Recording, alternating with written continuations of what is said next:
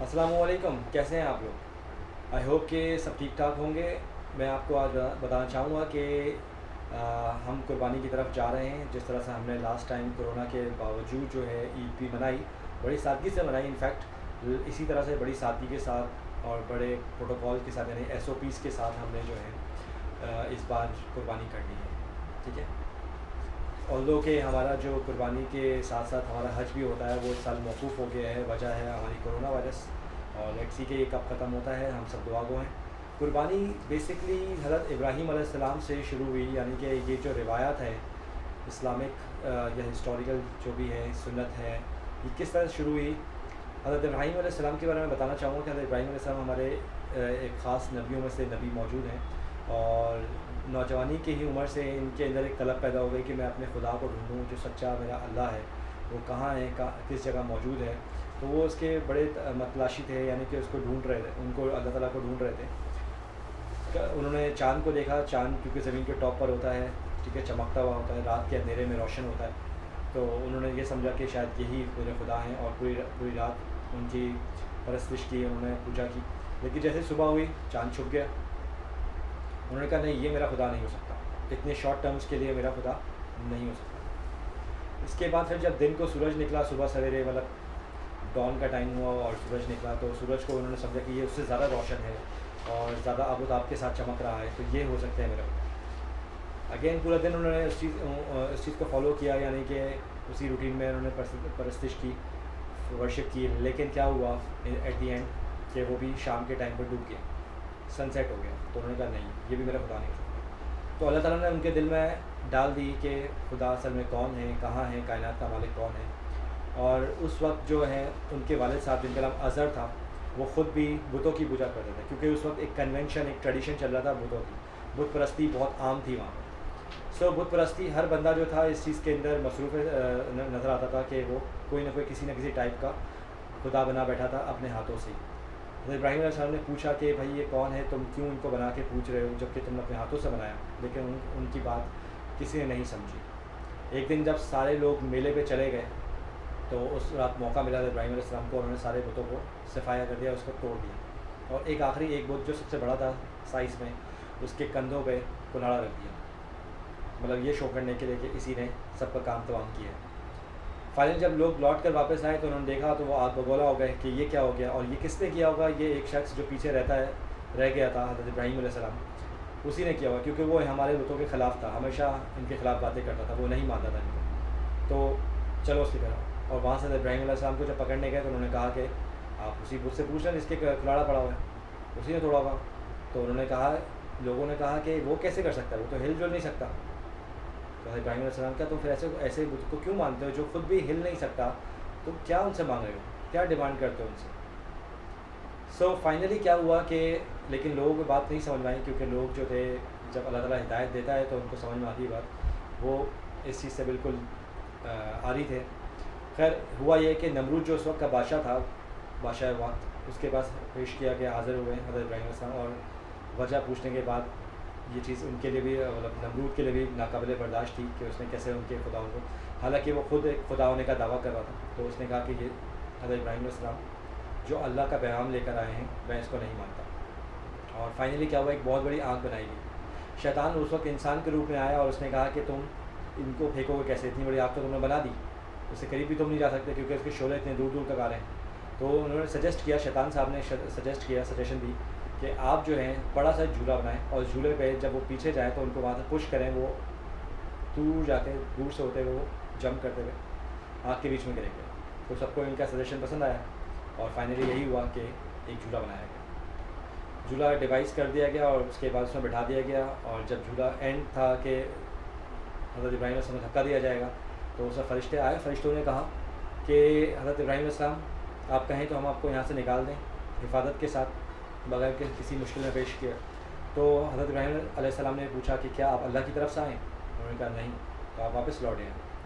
وہ واپس لوٹ گئے، اور پھر اللہ تعالیٰ نے خود جب دیکھا کہ میرا حبیب، میرا خلیل جو ہے وہ اس مصیبت میں ہے، تو انہوں نے سیکنڈس میں، یعنی کہ سیکنڈس تو بہت بڑی چیز ہوتی ہے، مائکرو اور اس سے بھی چھوٹا نینو سیکنڈس کے اندر میریکل کیا، یعنی ایک معجزہ کیا کہ وہ اس آگ کو، آگ تو بظاہر آگ تھی لیکن اس کو پھولوں کا باغ یعنی گل گلزار بنا دیا۔ اور حضرت ابراہیم علیہ السلام اس آگ میں جب بیٹھ گئے تو ایسا لگتا تھا کہ جیسے وہ کسی باغیچے میں بیٹھے ہوئے، نہ وہ بہت ٹھنڈی ہوئی کہ ان کو بالکل ٹھنڈا مطلب یخ ہو جاتے ہیں برف کی طرح، اور نہ ہی وہ گرم تھی کہ ان کو جلا دیتے۔ تو یہ اللہ تعالیٰ کا معجزہ تھا، اور بہت سارے لوگ اس کو دیکھ کے اس وقت بھی میلٹ ہو گئے، یعنی کہ انسپائر ہوئے اور اسلام قبول کیا، اللہ تعالیٰ کے دین کی طرف لوٹ آئے، لیکن بہت سارے لوگ تھے جن کو کوئی ہدایت نہیں مل سکی۔ اس کے بعد کیا ہوا کہ حضرت ابراہیم علیہ السلام کی جب شادی ہوئی حضرت حاجرہ رضی اللہ عنہ سے، دو بیویاں تھیں ان کی، ایک حضرت سارہ تھیں اور ایک حضرت حاجرہ۔ حضرت حاجرہ سے ان کو حضرت اسماعیل علیہ السلام ہوئے، اور حضرت سارہ سے ان کو حضرت اسحاق علیہ السلام ہوئے۔ ٹھیک ہے، حضرت اسحاق علیہ السلام کی الگ حسب و نسب ہے، ٹھیک ہے، ان سے الگ نبی آئے، اور حضرت اسماعیل علیہ السلام کی جو نبوت کا سلسلہ چلا ان سے نبی صلی اللہ علیہ وسلم آئے۔ ٹھیک ہے، تو ہم جو مسلمان ہیں بھی، وہ ہم سب حضرت اسماعیل علیہ السلام کی نسب سے چل رہے ہیں۔ سو گائز، مطلب کہ نسب کا مطلب کہ ہم انہی کے فالوورز ہیں، حضرت ابراہیم علیہ السلام، حضرت اسماعیل علیہ السلام، اور دین حضرت محمد صلی اللہ علیہ وسلم۔ بلا شبہ ہم سارے 1,24,000 پیغمبروں کو مانتے ہیں، ہمارے حضرت عیسیٰ علیہ السلام بھی بالکل اتنے امپورٹنٹ ہیں جتنے کہ باقی نبی ہیں۔ سو فائنلی ہوا کیا کہ حضرت اللہ تعالیٰ کی طرف سے حکم آیا کہ اب آپ کو جو اپنے بیوی بچوں کو چھوڑ کر ملک شام کی طرف جانا ہے، وہاں پہ میری تبلیغ کرنی ہے، میرا حکم پہنچانا ہے، اللہ کا پیغام پہنچانا ہے، کیونکہ نبی اس لیے دنیا میں آئے ہیں۔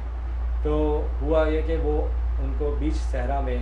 ایک تپتے ہوئے صحرا کے اندر جو کہ بالکل شعلے اگل رہا تھا، وہاں پہ اپنے بیوی کو اور بیٹے کو دونوں کو چھوڑ کے چلے گئے، یعنی کہ یہاں سے پہلا درس مل رہا میں قربانی کا۔ تو قربانی انہوں نے دی، اور وہ یہاں سے چھوڑ کے ان کو بیچ میں چلے گئے، جہاں پہ جنگلی جانور بھی ہو سکتے ہیں، کوئی خطرناک موذی جانور بھی ہو سکتا ہے۔ سو حضرت حاجرہ جو اکیلے رہ گئے اپنے بیٹے کے ساتھ، اور بیٹا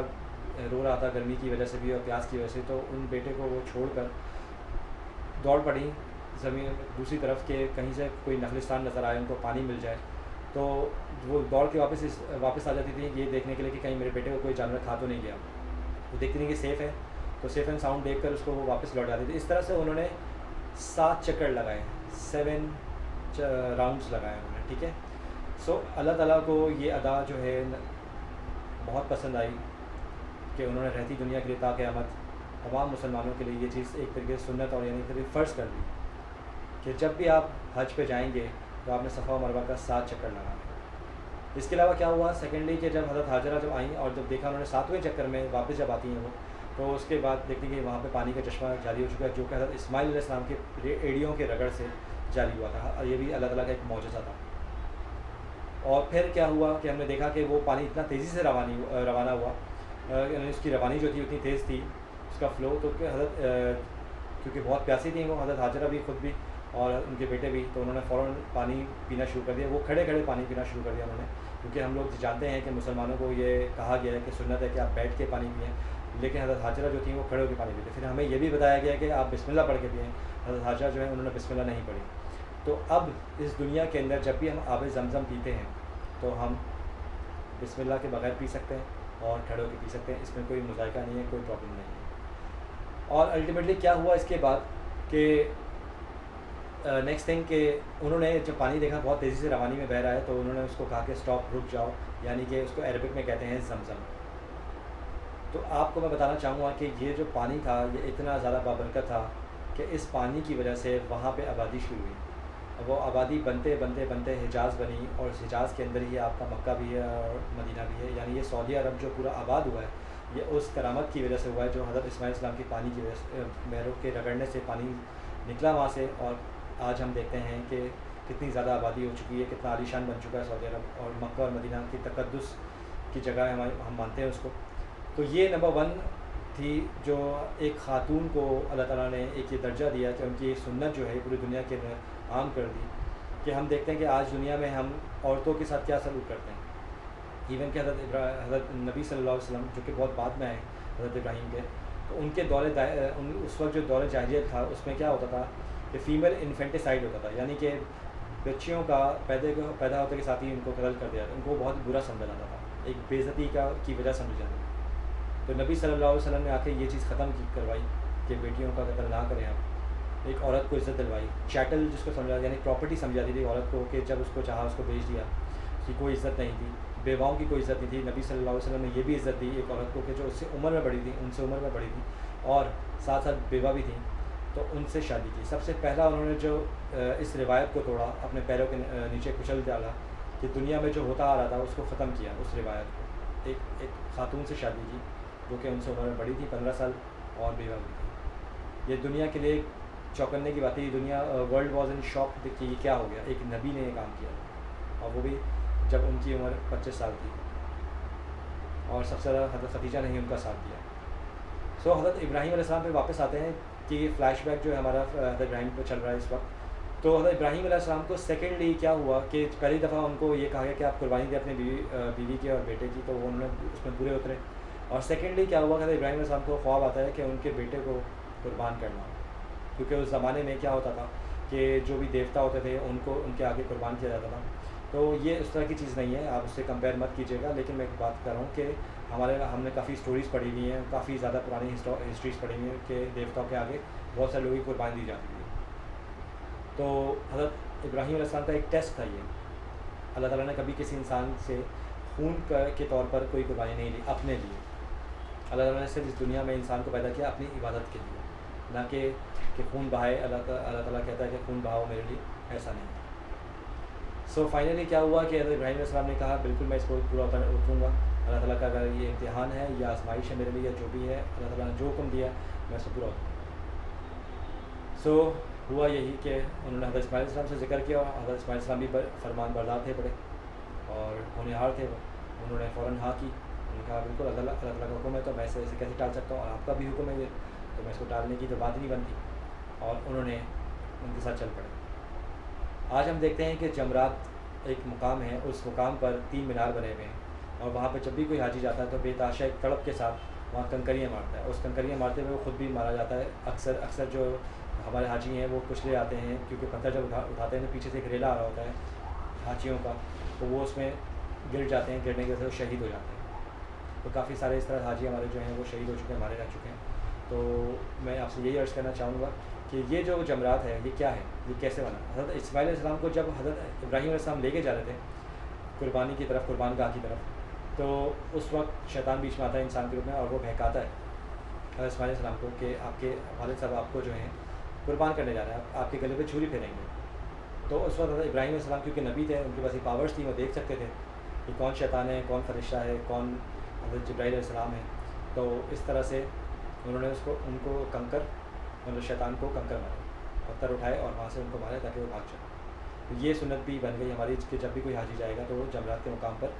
یہ کام کرے گا, یعنی ان فرائض کے اندر یہ بھی فرض شامل ہے.